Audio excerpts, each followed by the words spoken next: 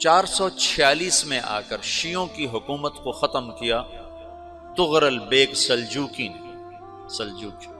Seljuk مسلمان ہوئے تھے محمود غزنوی کے دور میں، سلجوک ان کے بڑے کا نام تھا۔ تو ایک دفعہ محمود غزنوی نے سلجوک سے پوچھا اگر مجھے تیری مدد کی ضرورت ہو تو کتنے آدمی پیش کر سکتے ہو؟ تو اس نے ایک تیر دیا، کہا یہ ایک تیر ہے میرا، کسی کو یہ تیر بھیج کر میرے علاقے میں بھیج دو تو چند گھنٹوں میں 1,00,000 تلواریں تیرا پہرا دینے کے لیے تیار ہوں، میرے پاس اتنی طاقت ہے۔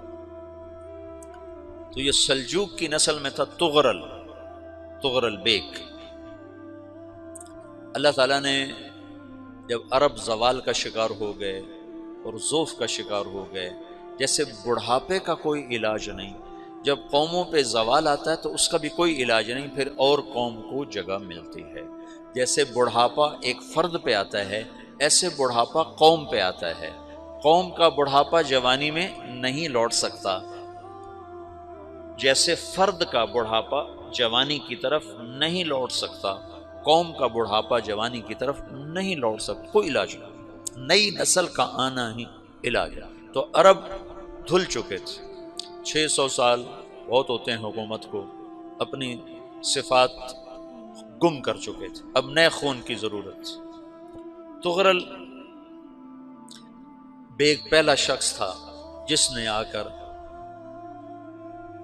اہل سنت والجماعت کو استحکام بخشا، شیعوں کی حکومت کو ختم کیا، بغداد سے، شام سے، ان سارے علاقوں سے۔ صلاح الدین ایوبی نے اسماعیلی شیعہ کی حکومت کو ختم کیا، مصر۔ العاضد ان کا آخری خلیفہ تھا۔ صلاح الدین ایوبی نور الدین زنگی رحمۃ اللہ علیہ کا پروردہ تھا، اس کا دوست تھا، اس کے دوست بھی تھا، بچہ بھی تھا اس کے سامنے، زیادہ لکھنے پڑھنے کا شوق تھا۔ پھر اللہ تعالیٰ نے اس سے کام لیا اور اس کو مصر کا گورنر بنا کے بھیجا، مصر کی مدد کے لیے بھیجا، تو وہاں اس نے صلاح الدین ایوبی نے وہاں ختم کیا، طغرل بیگ نے یہاں ختم کیا۔ تو پھر سلجوک جو تھے نا یہ اقتدار میں آئے، ادھر ختم ہو گئی سلطنت بنو عباس کی، مصر ایک چھوٹی سی ترکوں کی سلطنت، تو اللہ تعالیٰ پھر مرکزیت کے لیے ایک نظام چلایا۔ دو لشکر آپس میں لڑ رہے ہیں ایک میدان میں، ایک جنگلی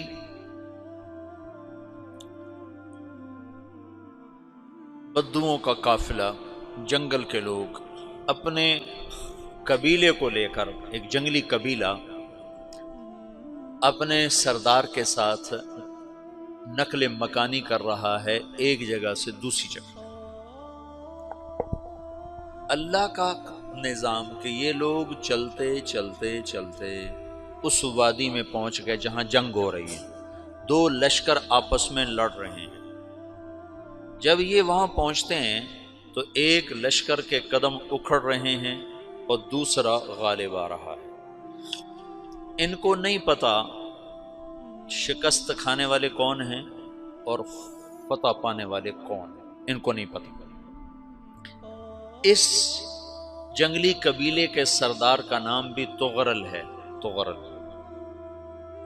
تو یہ سردار کہتا ہے جو شکست کھا رہے ہیں ان کی مدد کرو، کچھ پتہ نہیں کون ہے، کہتا جو شکست کھا رہے ہیں ان کی مدد کرو۔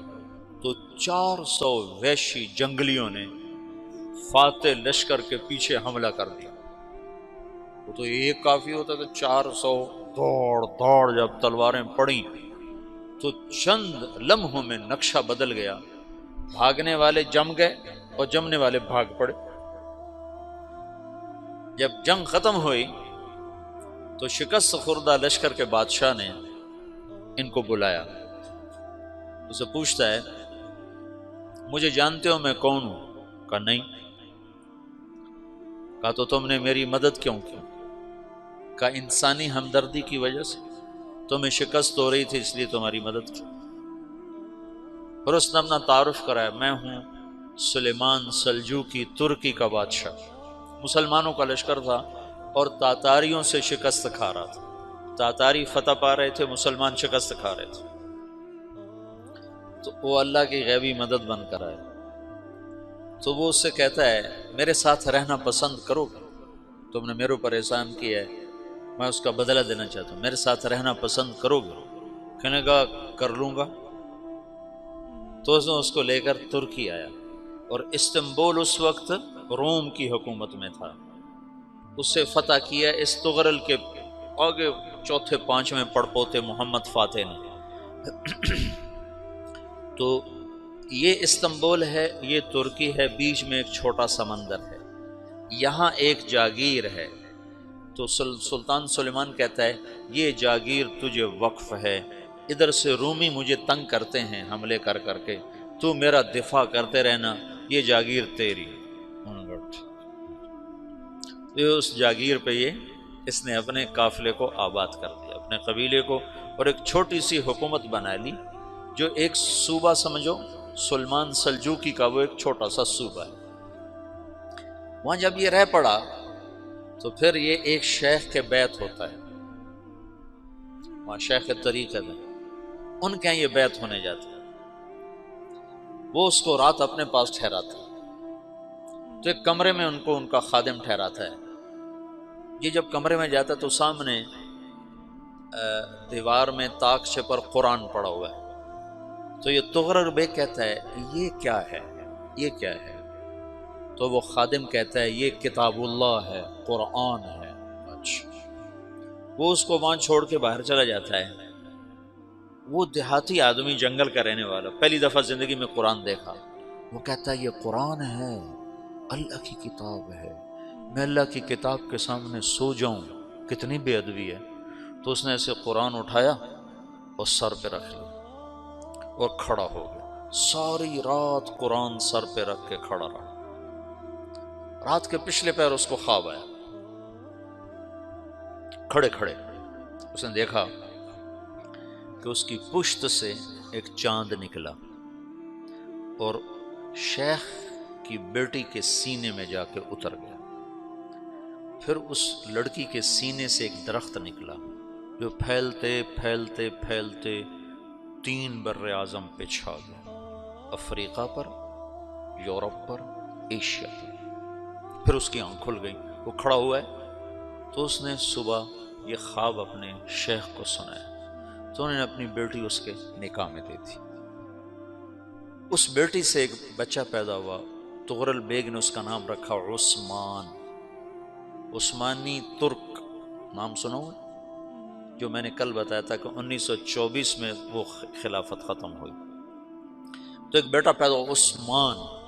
عثمان نے پھر ایک نئی اسلامی حکومت کی بنیاد رکھی جو 1924 تک چلتی رہی، کوئی 800 سال یہ حکومت چلی۔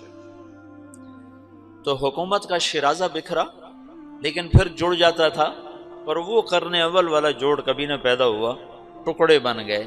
ان ٹکڑوں میں اللہ لوگ پیدا کرتا رہا جو دعوت دیتے رہے، دعوت زندہ رہی۔ جو تربیت کا نظام تصوف کے ساتھ تھا اب وہ تبلیغ کے ساتھ۔